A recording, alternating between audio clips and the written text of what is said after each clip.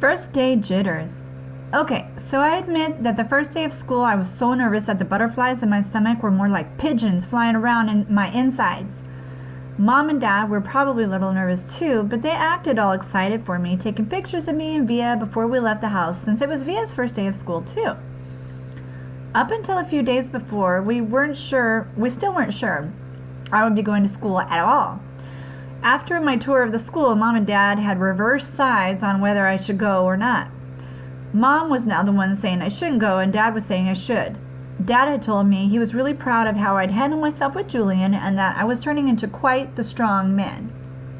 And I heard him tell Mom that he now thought she had been right all along. But Mom, I could tell, wasn't so sure anymore.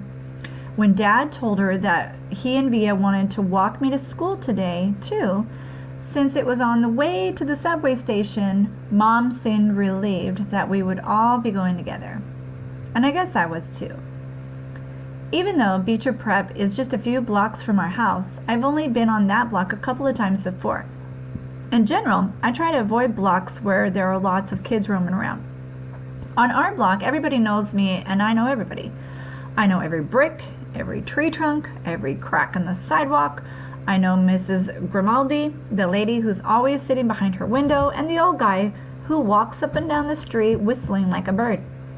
I know the deli on the corner where Mom gets our bagels, and the waitresses at the coffee shop who all call me honey and give me lollipops whenever they see me. I love my neighborhood of North River Heights, which is why it was so strange to be walking down these blocks feeling like it was all new to me suddenly. Amsfort Avenue, a street I've been down a million times, looked totally different for some reason. Full of people I never saw before, waiting for buses, pushing strollers. We crossed Amsfort and turned up Heights Place. Via walked next to me like she usually does, and Mom and Dad were behind us. As soon as we turned the corner, we saw all the kids in front of the school. Hundreds of them talking to each other in little groups, laughing or standing with their parents who were talking with other parents. I kept my head way down. Everyone's just as nervous as you are, said Via in my ear. Just remember that this is everyone's first day of school, okay? Mr. Tushman was greeting students and parents in front of the school entrance. I have to admit, so far nothing bad had happened. I didn't catch anyone staring or even noticing me. Only once did I look up to see some girls looking my way and whispering with their hands cupped over their mouths, but they looked away from me when they saw me notice them. So far it looks like August's first approach to the school is just a little anticipation, but nothing horrible has happened. So we're good so far, huh? What do you guys think? We reached the front entrance. Okay, so this is it, big boy, said Dad, putting his hands on top of my shoulders. Have a great first day. I love you, said Via, giving me a big kiss and a hug. You too, I said. I love you, Augie, said Dad, hugging me. Bye. Then Mom hugged me, but I could tell she was about to cry, which would have totally embarrassed me, so I just gave her a fast, hard hug, turned, and disappeared into the school. Good move, August. Locks.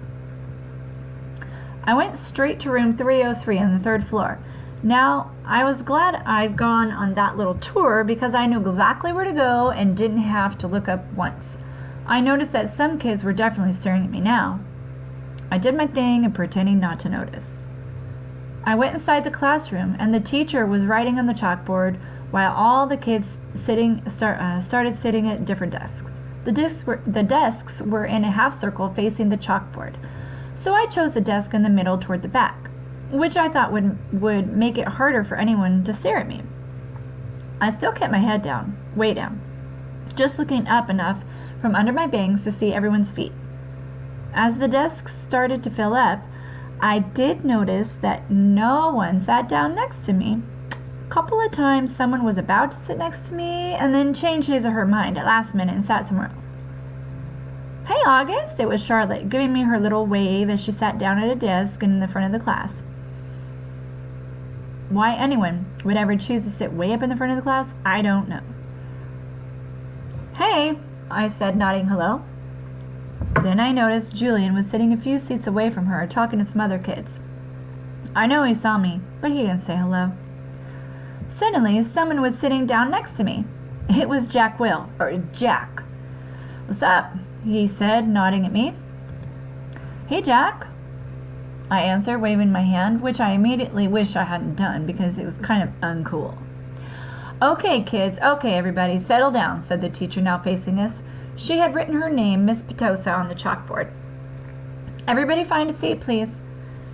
Come in, she said to a couple of kids who just walked into the room. There's a seat there and right there. She hadn't noticed me yet. Now, the first thing I want everybody to do is to stop talking, and she noticed me. Put your backpacks down and quiet down. She had only hesitated for a millionth of a second, but I could tell the moment she saw me. Like I said, I'm used to it by now. I'm going to take attendance and do the seating chart, she continued, sitting on the edge of her desk. Next to her were 3 neat rows of accordion folders. When I call your name, come up and I'll hand you a folder with your name on it. It contains your class schedule and your combination lock, which you should not try to open until I tell you to. Your locker number is written on the class schedule. Be forewarned that some lockers are not right outside this class, but down the hall. And before anyone even thinks of asking, no, you cannot switch lockers and you cannot switch locks. If there's a time at the end of this period, we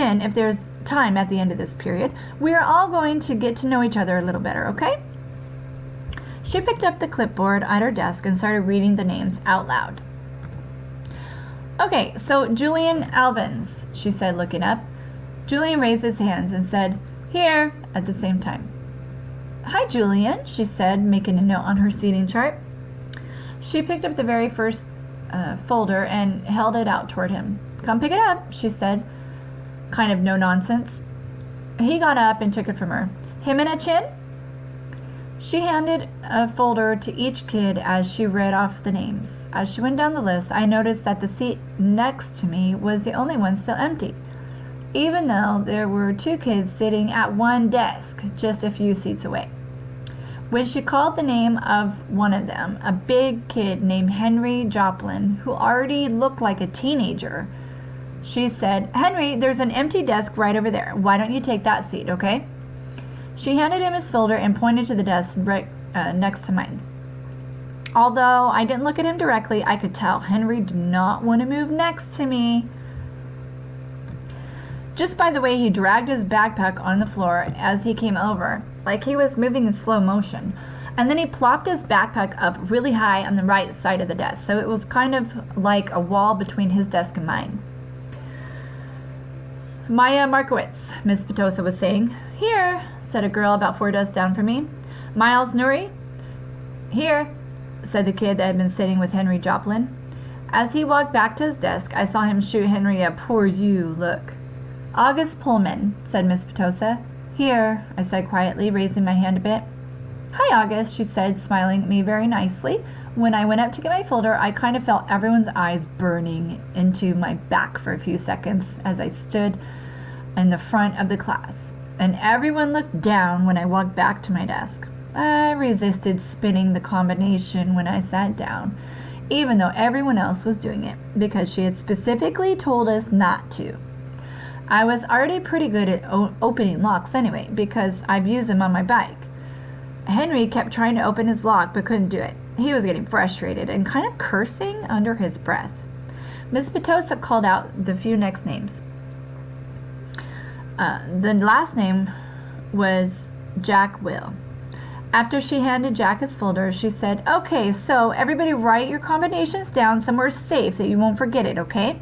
But if you do forget, which happens at least 3.2 times per semester, Ms. Garcia has a list of all the combination numbers. Now go ahead, take your locks out of your folders and spend a couple of minutes practicing how to open them.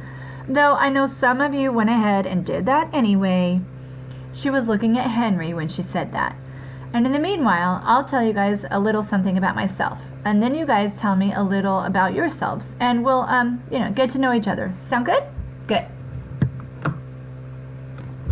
She smiled at everyone, though I felt like she was smiling at me the most. It wasn't a shiny smile like Mrs. Garcia's smile, but a normal smile, like she meant it. She looked very different from what I thought teachers were going to look like. I guess I thought she'd look like Miss Fowl from Jimmy Neutron, an old lady with a big bun on top of her head. But in fact, she looked exactly like Mon Mothma from Star Wars, Episode 5. Haircut kind of like a boy's, and a big white shirt, kind of like a tunic. She turned around and started writing on the chalkboard. Henry couldn't get his lock to open, and he was getting more and more frustrated every time someone else popped one open. He got really annoyed when I was able to open mine the first try. The funny thing is, if he hadn't pulled the backpack between us, I would most definitely have offered to help him. Huh. Isn't that funny, guys? Let's pause there for right now. Isn't that funny how just a little kindness will go a long way? So you show kindness, you get kindness back. You put a wall, a barrier there, you don't get anything back. Something to think about. All right, the title of the next section is called Around the Room.